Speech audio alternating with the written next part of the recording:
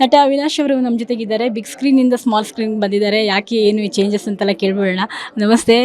ಈ ಬೆಳವಣಿಗೆ ಯಾಕೆ ಚೇಂಜಸ್ ವೈ ನಾಟ್, ಯಾಕಾಗಬಾರ್ದು? ಯಾಕಾಗಬಾರ್ದು ಅಂದರೆ ಆರ್ಟಿಗೆ ಯಾವುದೇ ಥರದ್ದು ಬೌಂಡ್ರಿ ಇಲ್ಲ. ಅದು ಚಿಕ್ಕದಾಗಲಿ ದೊಡ್ಡದಾಗಲಿ, ಮೋಸ್ಟ್ ಇಂಪಾರ್ಟೆಂಟ್ ಅದನ್ನು ಎಷ್ಟು ಜನ ನೋಡ್ತಾರೆ, ಅದನ್ನು ಎಷ್ಟು ಜನ ಎಂಜಾಯ್ ಮಾಡ್ತಾರೆ, ನಾವು ಮಾಡ್ತಾ ಇರೋ ಪಾತ್ರ ಅದ್ಭುತವಾಗಿದೆಯಾ ಇಲ್ವಾ, ಕೊನೆಗೆ ಅಷ್ಟೇ ಮಾತಾಡೋದು ಅಂತ ನನ್ನ ಅಭಿಪ್ರಾಯ. ಆ್ಯಸ್ ಎನ್ ಆರ್ಟಿಸ್ಟ್ ನಾನು ಚಿತ್ರಕಲಾ ಪರಿಷತ್ತಲ್ಲಿ ಓದಿರೋದು.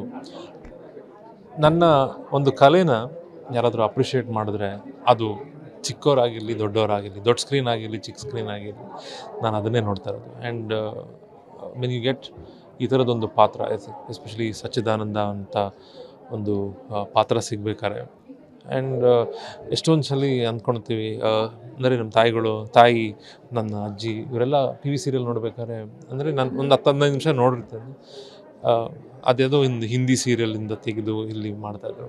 ಬಟ್ ಇದು ಸ್ವಮೇಕ್ ಆಗಿರೋದ್ರಿಂದ ಫಸ್ಟ್ ಆ್ಯಂಡ್ ಫಾರ್ಮೋಸ್ಟ್. ಆ್ಯಂಡ್ ಈ ಪಾತ್ರನ ಅವ್ರು ಕೇಳಿದಾಗ ಇದಕ್ಕೆ ಸೂಟಬಲ್ ನೀನೇ ಅನ್ನೋ ಒಂದು ಪ್ರೊಡಕ್ಷನ್ ಹೌಸ್ ಆ್ಯಂಡ್ ಎಸ್ಪೆಷಲಿ ಶ್ರುತಿ ನಾಯ್ಡು ಅವರು ಈ ಪಾತ್ರ ನೀವೇ ಮಾಡಬೇಕು, ಯಾಕಂದರೆ ನಿಮಗೆ ಇದು ಆ್ಯಪ್ಟು, ಆ್ಯಂಡ್ ರಮೇಶ್ ಸರು ಇದು ನೀವೇ ಮಾಡಿದ್ರೆ ಚಂದ ಅನ್ನೋದು ಆ ಕಾನ್ಫಿಡೆನ್ಸ್ ಕೊಟ್ಟಾಗ, ಆ್ಯಂಡ್ ಆ ಕಥೆನೂ ಅಷ್ಟೇ ಸೂಟಬಲ್ ಆಗಿದ್ದಾಗ, ಅದಕ್ಕಿಂತ ಹೆಚ್ಚಾಗಿ ಒಳ್ಳೆ ಪ್ರೊಡಕ್ಷನ್ ಹೌಸ್ ಆದಾಗ, ಆ್ಯಂಡ್ ಅದೇ ಥರ ದೊಡ್ಡ ಪ್ರೊಡಕ್ಷನ್ ಹೌಸು ಮಾಡೋವಂಥ ಒಂದು ಸಿನಿಮಾ ಥರನೇ ತೆಗಿತಾ ಇದ್ದಾಗ, ವಯಸ್ಸೇನು ಈ ಕ್ಯಾರೆಕ್ಟ್ರು ನಿಮಗೆ ಎಷ್ಟು ಖುಷಿ ಕೊಡ್ತು ಸರ್?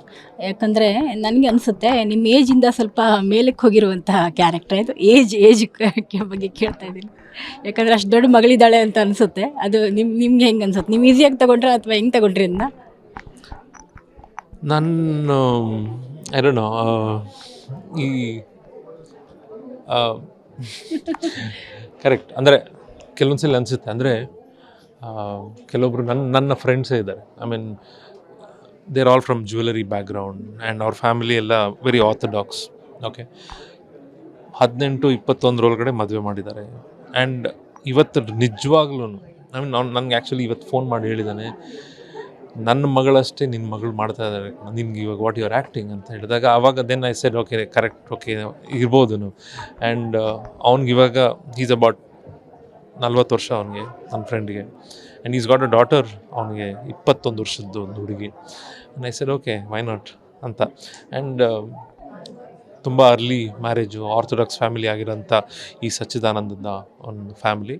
ಆ್ಯಂಡ್ ಅವರು ಮೊದಲನೇದಾಗಿ ಎಲ್ಲ ಅಂದರೆ ರಿಚ್ ಫ್ಯಾಮಿಲಿ ಆಗಿರುತ್ತೆ, ಆ್ಯಂಡ್ ಎಲ್ಲ ಸೆಟ್ಲ್ ಆಗಿರೋವಂಥದ್ದು. ಸೊ ಮೋಸ್ಟ್ ಇಂಪಾರ್ಟೆಂಟ್ ಅವ್ರಿಗೆ ಎಕ್ಸೈಟ್ಮೆಂಟ್ ಏನು, ಮದುವೆ. ಸೊ ಅದು ಆಗಿರ್ಬೋದು ಅನ್ನೋ ಒಂದು ಪಾತ್ರ. ಅದು ಲ್ಯಾವಿಶ್ ಕಾಣಿಸುತ್ತೆ. ಪಾತ್ರವರ್ಗ ಇರ್ಬೋದು, ಜೊತೆಗೆ ಆ ಕ್ರಿಯೇಷನ್ ಇರ್ಬೋದು, ಮಾಡಿದ್ದಿರ್ಬೋದು, ಶೂಟಿಂಗ್ ಇದೆಲ್ಲ ನಿಮ್ಮ ಕಣ್ಣಿಗೆ ಹೆಂಗೆ ಕಾಣಿಸ್ತು? ಅಂದರೆ ಶ್ರುತಿ ನಾಯ್ಡು ಅವ್ರ ಬಗ್ಗೆ ಎಲ್ಲ ಏನು ಹೇಳ್ತೀರಾ? ದೊಡ್ಡ ತಾರಾಗಣ, ದೊಡ್ಡ ಸೆಟ್ಟು ಎಲ್ಲ ಕಾಣಿಸ್ತಾ ಇದೆ, ಅದ್ದೂರಿ ಸೀರಿಯಲ್ಲ. ಹೌದು, ಖಂಡಿತವಾಗ್ಲೂ. ಆ್ಯಂಡ್ ಸಿ ಆ್ಯಕ್ಚುಲಿ ಅವರು ಥಾಟ್ ಮೊದಲಿಂದಾನೇ ಇದೊಂದು ದೊಡ್ಡ ಪ್ರೊಡಕ್ಷನ್ ಆಗಬೇಕು ಅನ್ನೋ ಉದ್ದೇಶದಿಂದನೇ ಮಾಡಿದರು. ಆ್ಯಂಡ್ ಅವರು ಹೇಳಿದಾಗ ಐ ಸೆಡ್, ನನಗೆ I mean T V serial ಈ ಲೆವೆಲ್ಗೆ ಮಾಡ್ತಾರೆ ಅನ್ನೋ ಒಂದು ಪ್ರಶ್ನೆ, ಅಂದರೆ ನಾನು we would had a discussion, ಅಂದರೆ ಏನೋ ಸಿನಿಮಾ ಮಾಡಬೇಕಾದ್ರೆ ಟಿ ವಿ ಸೀರಿಯಲ್ಲೇ ಗೊತ್ತಿಲ್ಲ ಏನು ಅಂತ. But when you look at it, ಏನಂದರೆ ನಾವು ಬೇರೆಯವ್ರ ಬಗ್ಗೆ ಮಾತಾಡೋದು ಈಸಿ, ಬಟ್ ಅಲ್ಲಿ ಹೋದಾಗಲೇ ಆಳದಲ್ಲಿ ಇಳಿದಾಗಲೇ ಗೊತ್ತು ಆ ಪ್ರೊಡಕ್ಷನ್ ವ್ಯಾಲ್ಯೂ ಏನು, ಅದೇನು ಮಾಡ್ತಾರೆ ಅಂತ. ಆ್ಯಂಡ್ ಇವತ್ತು ನೀವು ನೋಡ್ದಂಗೆ ಇದೊಂದು ಸಿನಿಮಾ ಥರನೇ, ಅಥವಾ ಅದಕ್ಕಿಂತ ಹೆಚ್ಚಾಗಿ ಕೆಲವೊಂದು ದೊಡ್ಡ ಸಿನಿಮಾಗಿಂತ ಅದಕ್ಕಿಂತ ಹೆಚ್ಚಾಗಿ ಮಾಡ್ತಾ ಇರೋಂಥ ಪ್ರೊಡಕ್ಷನ್ ಅಲ್ಲಿ ನೋಡಿದಾಗ ಐ ಸೆಡ್, ನಾವು ಯಾವುದೇ ಥರದ್ದು ರಿಗ್ರೆಟ್ಸ್ ಇರಲ್ಲ ಅನ್ನೋ ಒಂದು ಡೆಫಿನೆಟ್ಲಿ ಈ ಪ್ರೊಡಕ್ಷನ್ ಹೌಸ್ ನಮ್ಗೆ ಕೊಡ್ತಾರೆ. ನಿಮ್ಮ ಸಂಪೂರ್ಣ ಒಂದು ಫ್ಯಾಮಿಲಿ ಕೂಡ ಸಿನಿಮಾದಲ್ಲಿದೆ. ನಿಮ್ಮ ಅಣ್ಣ ಇರ್ಬೋದು, ಅವರು ಆಫ್ ಸ್ಕ್ರೀನ್ ಇದ್ದಾರೆ, ಹಿಂದೆ ಇದ್ದಾರೆ, ನೀವು ಮುಂದೆ ಇದ್ದೀರಾ. ಡೈರೆಕ್ಷನ್ ಡಿಪಾರ್ಟ್ಮೆಂಟಲ್ಲಿ ಕೆಲವೊಂದು ಕಡೆ ಅಂದರೆ ಸ್ಕ್ರೀನ್ ಹಿಂದೆ ಕೂಡ ಕೆಲಸ ಮಾಡಿದಂಥವ್ರು ಅಂತೇಳಿ, ಅದ್ರ ಬಗ್ಗೆ ಈಗಲೂ ಎಲ್ಲ ಮಾಡ್ತಾ ಇರ್ತೀರಾ? ಏನಾದರೂ ಕಾನ್ಸೆಪ್ಟ್ ಎಲ್ಲ? 100%. ನಾನು ಇವಾಗ್ಲೂ ನಾನು ದೊಡ್ಡ ಕನ್ವೆನ್ಷನ್ ಸೆಂಟರ್ಸು ಡಿಸೈನ್ ಮಾಡ್ತೀನಿ, ಆ್ಯಂಡ್ ಆರ್ಟ್ ಡೈರೆಕ್ಷನ್ ಮಾಡ್ತೀನಿ, ಆರ್ಟ್ ಫಿಲ್ಮ್ಸ್ ಮಾಡ್ತೀನಿ, ಬ್ಯಾಂಗ್ಳೂರಲ್ಲಿ ಮಾಡ್ತೀನಿ, ಬಾಂಬೆಲೂ ಮಾಡ್ತಾ ಇರ್ತೀನಿ. ಆ್ಯಂಡ್ ನನ್ನ ವೃತ್ತಿ ಅದು, ನನಗೆ ಅದು ಖುಷಿ ಕೊಡುತ್ತೆ. ಆ್ಯಂಡ್ ನಾನು ಎಂಜಾಯ್ ಮಾಡ್ಕೊಂಡು ಇವತ್ತು ನಾನು ಆರ್ಟ್ ಡೈರೆಕ್ಷನ್ ಶುರು ಮಾಡಿದ್ದೆ ಲಾಸ್ಟ್ ಬಸ್ಸಿಂದ. ಓಕೆ, ಅದರಲ್ಲಿ ನನಗೆ ಅಂದ್ಕೊಂಡೇ ಇರಲಿಲ್ಲ ನಾನು ಅವಾರ್ಡ್ ಗೆಲ್ತೀನಿ ಅಂತ. ಸ್ಟೇಟ್ ಅವಾರ್ಡ್ ಬಂತು.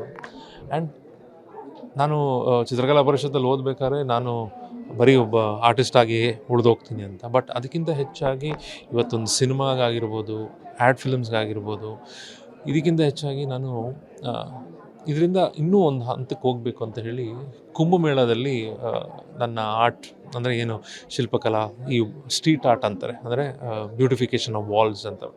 ಸೊ ಇದನ್ನೂ ಮಾಡಿದ್ದೀನಿ. ಅಂದರೆ ಆಲ್ಮೋಸ್ಟ್ ಒಂದು 6.5 ಲಕ್ಷ ಸ್ಕ್ವೇರ್ ಫೀಟ್ ಅಷ್ಟು ಆರ್ಟ್ ವರ್ಕ್ ಮಾಡ್ತಾಯಿದ್ದೆ. ಇವತ್ತೇನು ಕಂಟೋನ್ಮೆಂಟ್ ರೈಲ್ವೆ ಸ್ಟೇಷನ್ ನೋಡ್ತೀರಾ, ಪಾಂಡವಪುರ ನೋಡ್ತೀರಾ, ಇಲ್ಲೆಲ್ಲನೂ ನನ್ನ ಆರ್ಟ್ ವರ್ಕ್ ನಾನು ಮಾಡ್ತಾಯಿದ್ದೀನಿ. ಆ್ಯಂಡ್ ನಾನು ಅದನ್ನು ಪ್ಯಾಷನೇಟಾಗಿ ಮಾಡ್ತೀನಿ, ಎಂಜಾಯ್ ಮಾಡ್ತೀನಿ, ಪ್ರತಿ ಕ್ಷಣನೂ ಎಂಜಾಯ್ ಮಾಡ್ತೀನಿ. ಅಲ್ಲಿರೋಂಥ ಒಂದು ಸಿಚುವೇಶನ್ನ ಎಂಜಾಯ್ ಮಾಡಲಿಲ್ಲ ಅಂದರೆ ನಾನು ಆ ಥರದ ಕೆಲಸನೇ ಮಾಡಲ್ಲ.